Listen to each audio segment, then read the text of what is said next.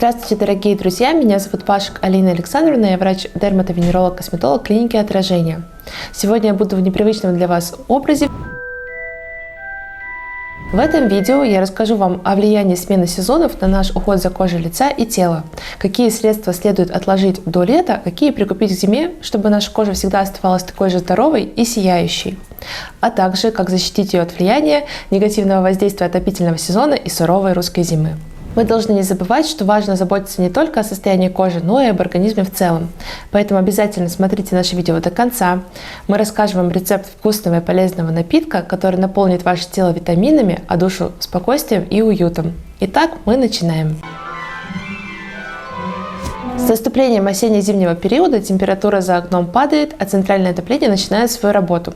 Чтобы состояние кожи не усугубилось, небольшое изменение привычного ухода поможет нам избежать негативного влияния межсезонья. Так же, как мы меняем свой гардероб на более теплые вещи, мы достаем волшебные баночки защитников для нашей гидролипидной мантии на лице. Подготовиться к этому периоду крайне важно, это позволит поддержать здоровье и сияние кожи на протяжении целого года, а также избежать негативных воздействий, как сухость, шелушение и появление сосудистой сеточки. Летом мы активно защищали нашу кожу от солнца, увлажняли и старались не перегружать ее макияжем. Осенью и зимой мы меняем консистенции на более плотные и питательные, а также не забывая про грамотное очищение и увлажнение. В большей степени негативному влиянию подвергается чувствительный тип кожи. Ну и для обладателей жирного типа есть также риск получить повреждение поверхностного слоя, что может привести к ее обезвоживанию. Давайте же разберем, как заботиться о коже в столь непростой для нее период.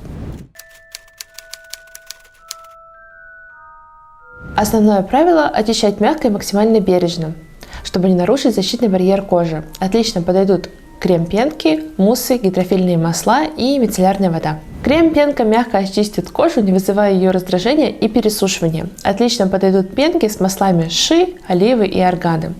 Гидрофильное масло позволит удалить самый стойкий макияж и глубокие загрязнения. Обладателям жирного типа кожи лучше выбирать продукты без спирта и с низким процентом кислот. Важно, чтобы кожа оставалась увлажненной даже после умывания. Но не забываем и про тело. Для обладателей сухой и чувствительной кожи ведущие дерматокосметологические бренды создали отдельные линейки по уходу. Пилинг зимой рекомендую делать по показаниям и с осторожностью. Важно помнить, что кожа нуждается в глубокой защите, а не в отшелушивании. Для обладателей чувствительной кожи подойдут энзимные пенки. Для обладателей жирной и комбинированной кожи подойдут пилинги-скатки, пилинг-пады, диски, пропитанные кислотами. Используйте их 2-3 раза в неделю. Важно не допускать очищения скрабами с крупными абразивами, так как это может привести к нарушению гидролипидной мантии кожи. Осенью и зимой кожа по-прежнему нуждается в тонизации. Тонеры и тоники позволяют нормализовать естественный pH кожи, а также подготовить ее к дальнейшему нанесению уходовых средств, повышая их проводимость. Обладателям чувствительной и сухой кожи подойдут тонеры с неоцинамидом, централоазиатской и гиалуроновой кислотой. Они успокоят и увлажнят кожу. Обладателям жирной и комбинированной кожи можно также оставить тонеры и тоники с кислотами, но при условии того, что кислот не было в очищающем средстве, иначе мы можем получить лишнее раздражение на коже. Осенью и зимой из-за негативных факторов среды кожа хуже удерживает влагу. Часто я слышу такое мнение, что зимой нельзя пользоваться увлажняющим кремом, так как из-за этого можно повредить эпидермис. На самом деле, если крем нанести заблаговременно перед выходом на улицу, все будет в порядке. Наносите крем примерно за полчаса до выхода на улицу. Рекомендую выбирать увлажняющие кремы с гиалуроновой кислотой, витамином В5, витамином С, пробиотиками, пептидами, неоцинамидом, централоазиатской, растительными маслами и антиоксидантами. Не менее важно, чтобы увлажняющий крем не только насыщал клетки влагой, но и восполнял гидролипидную мантию кожи. Выбирайте специальные уходовые средства, в составе которого есть сквалан, пантенол и церамиды. Они помогут восстановить потерянные или поврежденные связи между клетками кожи, а также предотвратить ее сухость и поддержать способность к самовосстановлению. С особой осторожностью нужно отнестись к выбору средств тем, у кого есть акне. Не рекомендуется выбирать пленкообразующие окклюзивные текстуры. Выбирайте более легкие средства. Также, если у вас есть пигментация, обязательно перед выходом на улицу либо в солнечную погоду используйте солнцезащитные средства с фактором от 20 до 30. Важно не забывать про увлажнение помещения.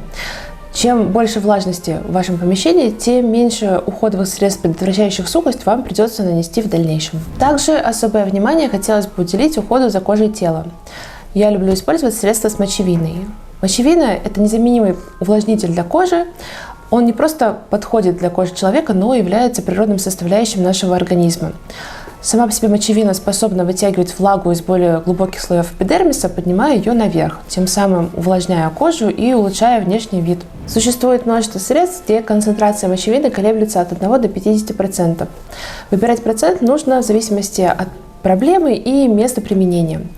Если мы применяем мочевину на теле, особенно это кожа локтей либо пяток, то процент колеблется примерно от 20 до 30%. С особой осторожностью нужно выбирать процент мочевины для ухода за лицом. Если это очень сухая кожа, склонная к шелушению, процент не более 10. Для кожи с более легким шелушением не выше, чем 5%. Однопроцентная мочевина будет универсальной для кожи всего тела. Питательный крем помогает нам восполнить необходимый минимум полезных компонентов кожи. Происходит многослойное распределение активных веществ, что позволяет обеспечить более глубокий уход кожи. Чаще всего в состав таких средств входят аденозин, экстракты растений, ягод, масло жжива, органы, абрикоса и макадамии. Они позволяют быстро снять чувство сухости и стянутости. Также они очень хорошо подойдут, если вы планируете долгое время находиться на открытом воздухе, сопротивляясь внешним факторам окружающей среды. Не забывайте включать питательные кремы для кожи вокруг глаз, а также защитные бальзамы для кожи губ. В этот период они требуют особого ухода. Во время сна в нашем организме запускаются важнейшие процессы регенерации кожи. Мы можем помочь ей, используя стимулирующие средства. В таких средствах чаще всего содержатся пептиды, антиоксиданты, стволовые клетки, церамиды и гиалуроновая кислота. Во время сна в нашем организме запускаются важнейшие процессы регенерации кожи. Мы можем помочь ей, используя стимулирующие средства. В таких средствах чаще всего содержатся пептиды, антиоксиданты, стволовые клетки, церамиды и гиалуроновая кислота. Пептиды стимулируют регенерацию клеток, улучшая их питание, замедляя старение. Стволовые клетки и антиоксиданты укрепляют кожу. В то же время церамиды, они восстанавливают защитный барьер, а гиалуроновая кислота, она восполняет влагу и удерживает ее. Вы также можете использовать ретинол в ночное время, но не забываем про солнцезащитный крем перед выходом на улицу каждое утро. Хочется подвести итог сегодняшней темы и напомнить основные пункты по уходу за кожей в осенне-зимний период. Умывайтесь теплой водой, но не горячей, желательно комнатной температуры. Также перед выходом на улицу используйте увлажняющие тональные средства, они помогут защитить вашу кожу от неблагоприятных факторов окружающей среды. Все дневные уходовые средства используйте не позднее, чем за полчаса до выхода на улицу. И обязательно используйте дополнительный уход, тканевые маски для различные уходовые маски 2-3 раза в неделю. Это обеспечит дополнительное увлажнение и сияние для вашей кожи. А также не забывайте про солнцезащитные кремы, особенно если вы страдаете пигментацией даже в осенне-зимний период. Не игнорируйте кожу вокруг глаз и кожу губ. Не пользуйтесь абразивными жесткими скрабами. Пейте больше воды и питайтесь сбалансированно. А также высыпайтесь и пейте побольше полезных напитков. Рецепт одного из таких полезных напитков мы расскажем вам прямо сейчас. Для приготовления напитка нам понадобится облепиха, мед, лимон и апельсин.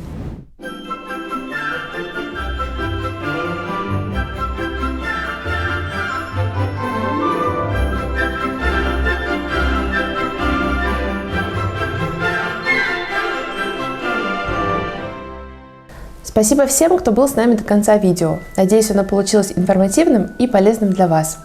Теплого и уютного межсезонья и предстоящей зимы. Оставайтесь здоровыми. Всем спасибо. До свидания.